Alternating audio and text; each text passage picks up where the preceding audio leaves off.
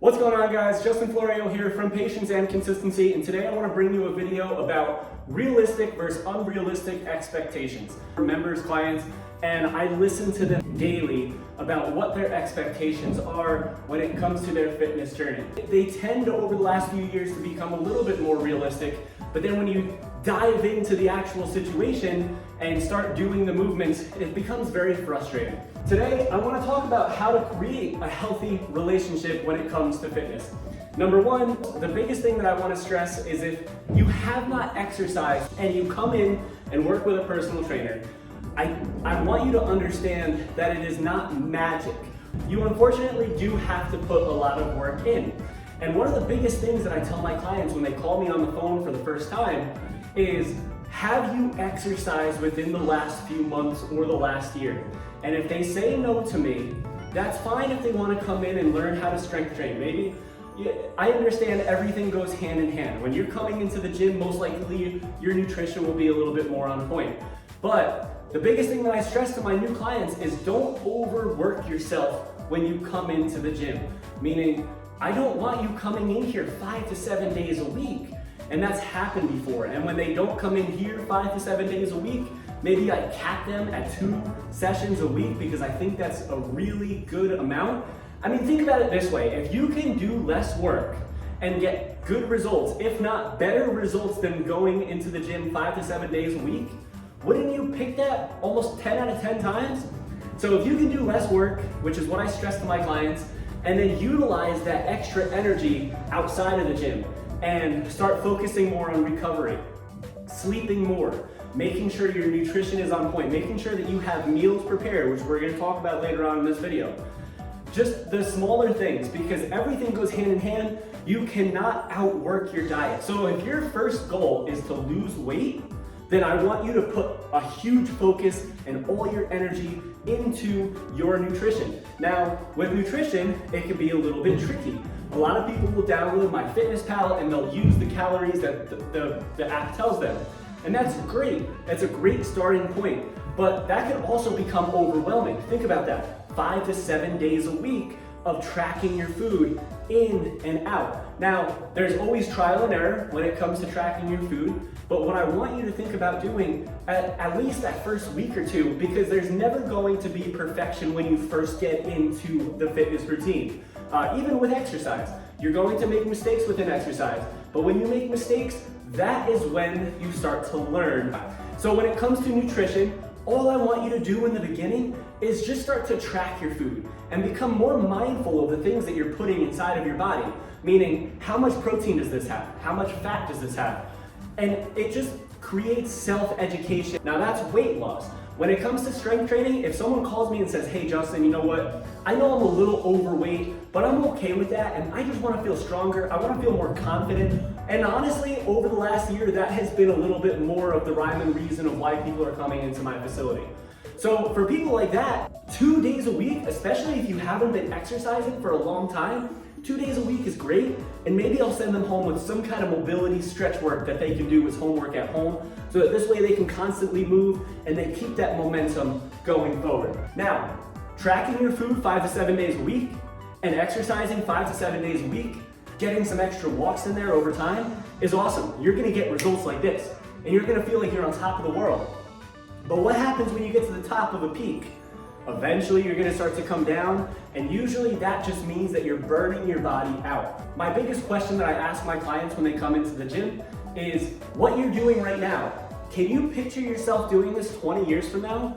And if they say yes, then it's a really sustainable program. If you don't say yes, then think about things that you can change so that it is realistic over time. Because think, if something tragic happens in life, are you gonna be able to exercise 5 to 7 days a week and track your food 5 to 7 days a week? Probably not. So for me, what helped me create a realistic expectation when it comes to fitness is having my first 2 kids. I used to go to the gym 5, 7 days a week, whether it was recovery workouts, but as soon as I had my first kid and I bought my house and I opened up a business and we have dogs and cats, all of a sudden, I start to take this realistic or these unrealistic expectations and I push them out and I say, okay, Justin, you're exercising so that you can do everything better. all the other things I just said. Take care of my dogs, take care of my cats, help my wife, take care of my house, run the business efficiently, and make sure that I have energy. Because if you don't have energy, everything else in life is gonna get pushed away. And that's the last thing. You don't want fitness to be this thing that's making you tired and not allowing you to go full force. The idea of exercise is to make you feel powerful and make you feel confident in everyday life and everyday activities, okay? Now, really quick before I go into this next point, the reason I'm making this video for you is because a woman came in here and is telling me that she works out 5 to 7 days a week, and she works out twice in the morning and sometimes at night.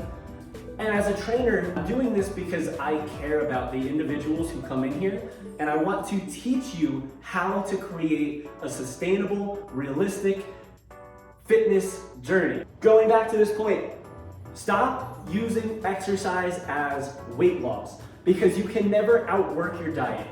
There comes a point, you know what, if you can burn yourself down to the ground and not care about your diet, that's okay. You're probably gonna start to see results, especially if you've never exercised in the beginning. But again, like I said before, when you get to the top of that Mount Everest, you're gonna have to come back down. So try to pinpoint your nutrition first and understand and educate yourself with nutrition. Stop using exercise as weight loss, okay? Stop burning yourself down. Exercise is supposed to make you stronger. There is a time and a place where exercise can be used as conditioning. And I have another client at night who always is frustrated that he cannot get past that hump and get back into his routine. And I'm always like that little angel on his shoulder saying, hey, listen, from 10 years ago when I started working with you to now, you have a drastically different lifestyle. You have 3 kids now. You've got a crazier business. The fact that I can get here 2-3 times a week and get you to move and get some strength training in is a victory for me. And it should be a victory for you. It's gonna be a really unpopular opinion. I am a believer that walking is just as beneficial as sprinting or running. And you're gonna put less wear and tear on your body. You're gonna be able to walk forever. I train 2 90-year-old clients who have been walking for 50 years since they came to America. They don't run. They used to run back when they were in their 30s and 40s, but now, still to this day, at 90 years old, no walker, no canes, they can walk every single day. So walking is one of the most important pieces, especially when it comes to the fitness journey, and it's just a great thing that you can do on your own and create your own time. Now, when it comes to expectations, one of the bigger questions that I ask my clients when they come in, especially newcomers, are you planning on doing a bodybuilding competition soon? Because if you come in here and after a month or 2, you're like, Justin, I'm just not seeing the results I want.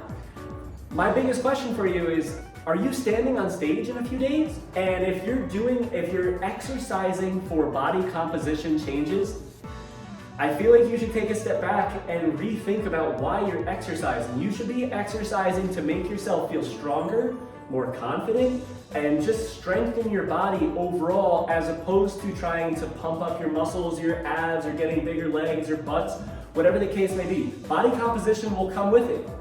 But what I want you to start doing, no weight loss, no body comp, just exercise so you feel stronger. Maybe move the weight better. These are all non-scale victories that you can start to use to make sure that you're progressing over time within your workout routine.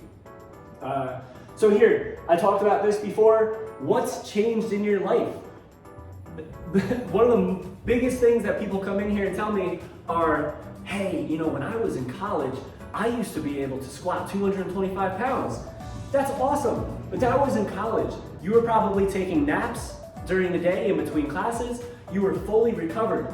Now all of a sudden, I'll ask Joe, hey, what are you doing now? And he says, hey, you know, I'm working in New York City. I gotta leave my house at 5 a.m. I try to hang out with my wife until about 11 o'clock. We watch TV, try to hang out with the kids. I gotta take my dogs out. My baby's crying in the middle of the night. I gotta cut my lawn.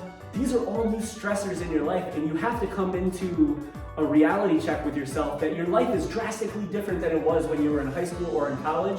So your expectations of coming into a fitness routine and trying to match what you did back then is completely different. I'm not saying that it's not possible, but just don't expect it to happen overnight. And then the biggest thing that I want to stress with this video when it comes to unrealistic and realistic expectations is just When you want to finally get results, stop creating excuses. And you know who you are. When you talk to your trainer about trying to create results, and they say, hey, listen, why don't you prep your food? Oh, I can't do that because I just have no time. Well, let me give you an example of how to make your food more time efficient. You just have no idea. I have no time. I'm leaving the house really quick. I never have time to eat during the day. That's no problem. I'm not asking you to eat during the day. I'm asking you to make meals so that first thing in the morning you can eat. Oh, no, Justin, I have kids. I can't eat in the morning. I have kids too. I know what that's like. That's why I prep my food at night for the next morning. And I'm always going. Always people that have excuses. The summary of this video is all I want you to do is prepare your food. Maybe do one movement a day just so you get stronger over time.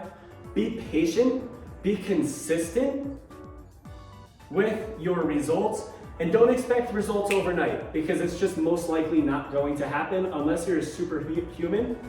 I hope that this video helps someone.